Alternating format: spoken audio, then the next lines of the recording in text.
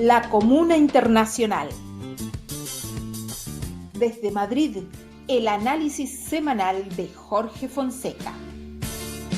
Y bien, que todo siga en su sitio.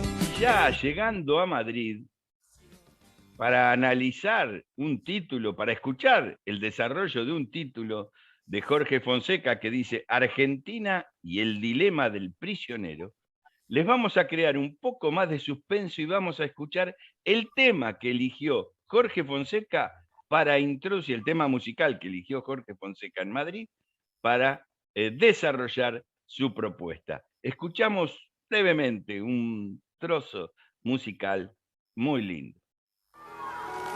Tantas veces me mataron, tantas veces me morí, sin embargo estoy aquí resucitando.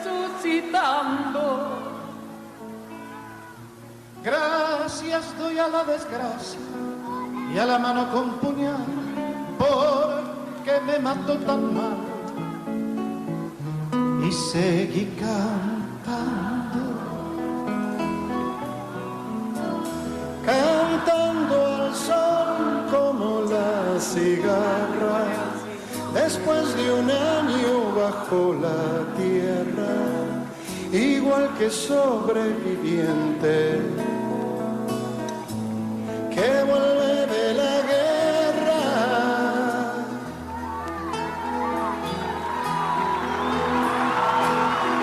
Tantas veces me borraron, tantas desaparecí, a mi propio entierro fui sola y llorando. Hice un nudo en el pañuelo, pero me olvidé después que no era la única vez. Y seguí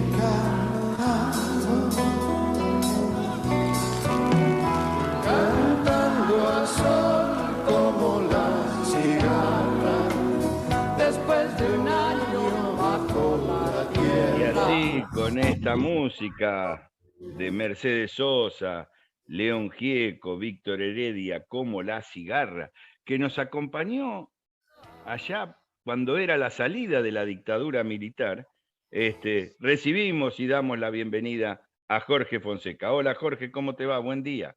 Hola Néstor, hola Fede, Carlos, un abrazo para todos. Sí, es una música que forma parte de la banda sonora de Argentina, que le debemos a la grandísima María Elena Walsh, y que en este trío, digamos, maravilloso, lo canta como quizás nadie, ¿no? Y en ese sentido, creo que resume, o sea, esta vivencia de la capacidad de reponernos frente a la adversidad, a las distintas muertes que nos enfrentamos, en lo individual puede ser aplicado plenamente a esa recuperación, esa capacidad de recuperación de los pueblos, y en el caso concreto de Argentina, de las distintos momentos en los que se lo ha intentado matar o se lo ha matado, digamos, a medias, y que evidentemente tiene que ver en estos siglos de existencia independiente, vamos a decir, porque entrar en la colonia nos llevaría a otros derroteros, que tiene que ver sin duda con la consolidación de un proyecto que obviamente todos conocemos, que significó desde el principio el triunfo de una oligarquía vinculada a la apropiación de la tierra que habían hecho, apropiación ilegítima. Creo que no debemos de cansarnos de recordar esto, porque no olvidemos que en el orden capitalista, el legitimar lo ilegítimo es una constante. Es decir, el hecho de que ha habido a lo largo del desarrollo capitalista, y desde antes también, pero sobre todo en el capitalismo, una apropiación por parte de una minoría de los bienes comunes, tierra, el agua y sus frutos, sin duda, luego digamos, resulta intocable. Por eso cuando se defiende en el régimen capitalista la propiedad, hay que decir, se defiende la propiedad ilegítima. La propiedad, no se defiende en el capitalismo la propiedad de un trabajador o una trabajadora que esté pagando una hipoteca y que tiene en propiedad una vivienda, digamos, hasta donde la haya pagado, sino que el día que deja de pagar le van a expulsar a la calle y ahí no se va a respetar el sentido de propiedad. Lo que se respeta es la gran propiedad acumulada a lo largo de los siglos. ¿Y por qué empezó por ahí? Porque evidentemente nosotros, a lo largo de estos 2 siglos y pico de independencia en Argentina, hemos vivido el permanente, digamos, avance de esos apropiadores de los bienes comunes desde el momento de la independencia, que se apropiaron de distinta manera, se apropiaron de los bienes comunes, simplemente eran tierras fiscales, y se apropiaron de las tierras que eran de los pueblos originarios, y eso resulta intocable, resulta intocable. Los pueblos originarios estuvieron ahí en la Patagonia y en otros lugares, estuvieron desde antes de que Argentina fuera independiente, desde antes que hubiera colonización, y sin embargo son expulsados de esas tierras bajo el argumento de que se vendieron, sin olvidar de que en realidad esto viene desde, digamos, de una transferencia de tierras apropiadas, de ingleses, de españoles, de criollos oligarcas, que en última instancia se apropiaron por la fuerza de lo que era de todo. Resulta que después, cada vez que la sociedad intentó recuperar por lo menos una parte de estos bienes comunes apropiados, al menos ponerle alguna regulación para que paguen impuestos, que es una manera, yo diría, de mal menor, ¿no? En el sentido de que si no se recuperan esos bienes apropiados, bueno, que paguen algo de impuesto, ¿no? Y en esa medida sabemos también que cada vez que ha ocurrido eso, que se ha tratado de transferir rentas desde las rentas agrarias de esa oligarquía hacia otros fines, para desarrollar una industria, para tener, digamos, una sociedad digna de ese nombre, pues lo que hemos tenido es una permanente desestabilización, represión, dictadura, violencia ejercida contra la sociedad. Y dentro de esa violencia siempre ha estado presente la cuestión de la deuda. La cuestión de la deuda sabemos que también comienza con la misma Argentina, ¿no? Desde aquel famoso empréstito que ya hemos comentado en alguna otra sesión, que significó el endeudamiento prácticamente por un siglo de Argentina. Estamos hablando de principios de los años de formación de Argentina, que digamos por más de 80 años se estuvo pagando una deuda que era, digamos, que lastraba todo el desarrollo económico y que en última instancia ha servido siempre de pretexto para mantener la opresión, para mantener a la población, a los trabajadores, a las trabajadoras en condiciones paupérrimas. Bueno, sabemos que hay un punto de inflexión también en esto, en el sentido que si bien, digamos, la fusiladora en el 55 impone un plan de ajuste brutal con un endeudamiento, con el FMI que empieza a desarrollarse y no para hasta hoy, porque no ha parado hasta hoy, sabemos que hay un punto nuevo de inflexión con Videla, que multiplica el valor de la deuda, además estatizando la deuda privada. Es decir, si antes nos robaron los bienes comunes, la tierra, el agua, los frutos de la tierra, resulta que luego nos roban el trabajo. Bueno, el trabajo nos lo roban siempre, todos los días, en la medida que la plusvalía, que es la parte no retribuida del trabajo, el trabajador normalmente trabaja 10 horas, 8 dicen en teoría, 10 horas, con una normalmente paga su salario. El resto de las horas de trabajo son para el beneficio del capitalismo. Bueno, eso ya es, por lo tanto, decía, una manera de extracción permanente de la riqueza creada por el trabajo. Pero en el caso concreto de que estamos hablando de la estatización de la deuda, privada, ya fue directamente, digamos, un saqueo abierto, al cual, digamos, yo no entiendo por qué el gobierno, los gobiernos anteriores, no le han reclamado devolución a muchas de esas empresas o los herederos de esas empresas, la devolución de esa deuda. En aquel momento, la dictadura estatizó esas deudas con el pretexto de salvar a esas empresas y resulta que luego han seguido enriqueciéndose, han multiplicado entre ellos la familia de Macri y digamos todos los demás grandes poderes económicos de Argentina. Y hoy resulta que nos enfrentamos de nuevo a esa situación en donde digamos que la deuda pone de nuevo en jaque no al gobierno, a la sociedad, a los trabajadores, a las trabajadoras. Porque la deuda existente, que estamos hablando de algo así, según el PIB que tengamos este año, de un 100 y pico % del PIB, estamos hablando de 350.000 millones de dólares, que supone unos pagos imposibles de asumir, incluyendo, digamos, incluso una supuesta extensión de los plazos que pudiera haber por parte del Fondo Monetario Internacional, que como ha trascendido, significarían simplemente para el Fondo Monetario Internacional unos 6.000 millones de dólares anuales. Pero resulta que hay que sumarle a eso, dentro de 2 años, los dólares que hay que pagar por la reestructurada deuda privada con legislación extranjera. Pero luego también tenemos al Club de París y tenemos, digamos, un montón de otras deudas, y por no mencionar la deuda, la elevadísima deuda también en pesos, pero esa la dejamos de lado. Pero resulta que también el Fondo Monetario Internacional, entre las condiciones que pone siempre, y que lo que ha trascendido, que está, digamos, ahí sobre la mesa para que apruebe el gobierno argentino, es la libre disponibilidad de divisas por parte de las empresas para girar beneficios al exterior. Esto es algo que desequilibra permanentemente al país.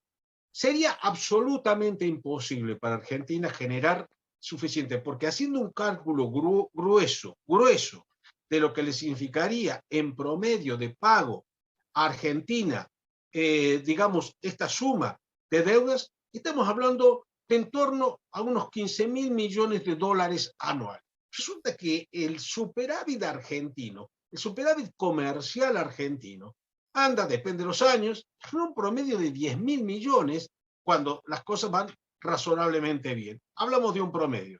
Por lo tanto, ni siquiera todo el superávit comercial serviría para cubrir la deuda. Y no digamos ya para conseguir que las empresas hagan su, digamos, retorno hacia las matrices de beneficios que muchas veces ni siquiera son reales. Es decir, simplemente es una vía, muchas veces esto de la supuesta repatriación de beneficios o, digamos, la remisión de utilidades de beneficios a las matrices, es una manera simplemente de vaciar empresas. Así ocurrió en los 70, en los 80, en los 90. Es decir, cuando se quieren llevar el capital, cuando quieren fugarlo, muchas veces simplemente manipulan los balances para que haya beneficios supuestos, aunque no los haya, y de esa manera llevan como beneficios, digamos, sacan dólares. O si no, otra alternativa es simplemente contraer deuda a la filial con la matriz y le paga una supuesta deuda que tampoco es real, y al final resulta que tendríamos que disponer, por lo tanto, a lo mejor de 20, 25.000 millones de dólares anuales para poder... Imposible. Te interrumpo un minuto, Jorge Fonseca, para decir que estamos contigo en Madrid, con Jorge Fonseca, en Salir por Arriba, en AM740, Radio Rebelde, y vos sabés que mientras te escuchaba, me acordaba, y alguna vez lo he hablado con compañeros que han participado de la CGT de los argentinos, los documentos de Huerta Grande, del 1 de mayo, decían no a las inversiones. Claro. No a las inversiones. Y ahora hasta el más pelotudo de los funcionarios dice, no hagamos esto porque si no, no vienen las inversiones. Las inversiones vienen para llevarse la ganancia, no dejar nada y encima dejarnos endeudados, como lo estás explicando bien vos. En mi tesis doctoral, que la presenté hace muchos años aquí en la Universidad Complutense, donde soy profesor, muestro cómo en el largo plazo la salida de inversión extranjera supera por varias veces la entrada. ¿Qué quiere decir? Si se ha invertido 100, si se invirtió 100, si vinieron 100, que a veces son 100 nominales, porque resulta que de esos 100 en la práctica luego hay también ingeniería contable para hacer aparecer que se han transferido recursos, que en realidad son los mismos beneficios que se generaron en el país, pues resulta que se fueron 400. Por lo tanto, es más, lo dijimos, lo señalé en otra de las, digamos, sesiones que hemos tenido, de cómo las rentas de la inversión extranjera es el principal elemento de desequilibrio de la balanza de cuenta corriente. A eso se suma luego la fuga de capitales, simplemente, pero simplemente las rentas del capital extranjero. ¿Y qué viene detrás de esta situación que estamos hablando? ¿Qué es lo que quiere hacer firmar el fondo? Quiere hacer firmar el fondo digamos, un futuro para Argentina a la griega, en donde después de hacerle firmar esto, que a lo mejor le da una concesión de un par de años de alivio, que en última instancia es la trampa por la que van a entrar probablemente el gobierno, y ahora hablaremos de qué puede hacer la oposición, resulta que, claro, luego para pagarlo, ¿qué le van a exigir? Bueno, que entregue Vaca Muerta, que entregue el Congreso, que entregue Plaza de Mayo, que entregue la Antártida. Es decir, que entregue el aire, porque ahora con el tema del hidrógeno verde, como lo explica Jorge Fonseca, Alejandro Fonseca, quiero decir, sí, se nos llevan el aire. Sin duda, sin duda. Por lo tanto, estamos diciendo, y digo el futuro, porque no olvidemos que Grecia empezó así. Es decir, nosotros recordamos la situación que se planteó con la cuestión de Varoufakis, que no pudo pagar, y sin embargo nos olvidamos que en los años previos lo que hubo es el camino que ahora está transitando Argentina. El Fondo Monetario, la Troika, le fue, digamos, reestructurando deuda, pero cada vez más imposible de pagar, no paró de crecer hasta que llegó el momento que le pidieron poco menos que el Partenón. Islas. Y en ese sentido, digo, aquí se le plantea al gobierno, y de ahí el título, el dilema del prisionero.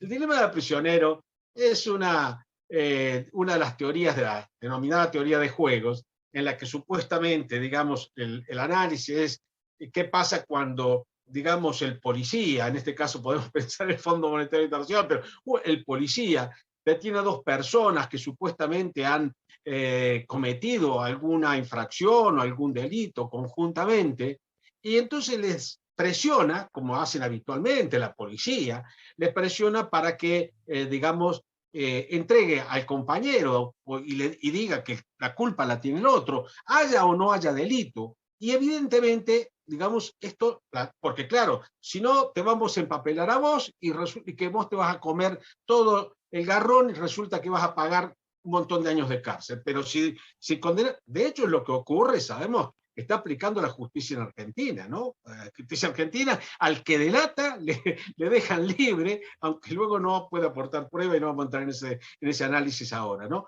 Y entonces, ¿cuál es la decisión que tiene que adoptar cada uno? Bueno, ahí tiene que pensar cuestiones de lealtad, pero también de conveniencia. Y en este sentido, en la situación actual, ¿qué es lo que cuál es la situación que se le plantea al gobierno desde el punto de vista de este dilema? Bueno, al gobierno, digamos, vamos a verlo desde la oposición. El gobierno ha convocado y dice que va a llevar una ley, que es lo que le exige el Fondo Monetario Internacional, para que todo el Parlamento, oficialismo y oposición, firmen que aquí gobierne quien gobierne, se va a estrujar al pueblo para hacerle pagar con sangre, sudor y lágrimas la deuda externa. Y por lo tanto, ese es el objetivo. Y entonces, la oposición tiene un dilema distinto al gobierno, en el sentido que la oposición tiene el dilema de decir, bueno, ¿qué hago?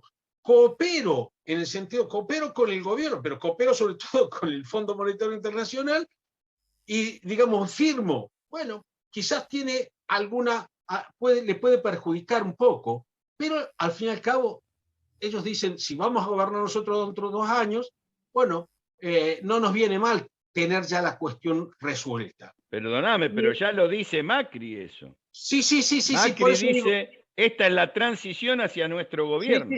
Sí, por eso digo que, pero digo, es una opción, porque también, llegado el caso, a la misma oposición se le plantea la posibilidad, ya veremos qué hace, de plantarse y decir que no va a apoyar, porque esto es una entrega del país, dejar el gobierno en una situación imposible, digamos, como opción está ahí, que no la van a aplicar porque su objetivo es otro, pero quiero decir que si la hicieran, aparecerían ellos como los abanderados del no ajuste, porque dirían, no, esto va a perjudicar y no firmamos.